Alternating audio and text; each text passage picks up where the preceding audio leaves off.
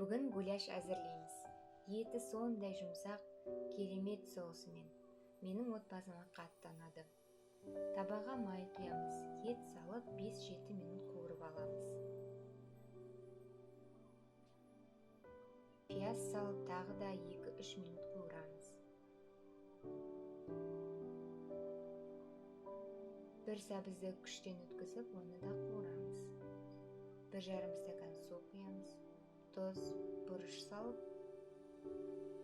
40 минут бәсең отта қайнатамыз. Соусқа томат пастасымен қаймақ, жарты стакан су және 1 ас қасық ұн керек.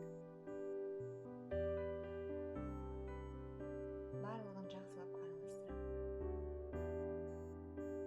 Тұздықты табаға құйып, үнемі араластырып отырып, 10-12 минут тоқтырамын. Кешкі ас дайын.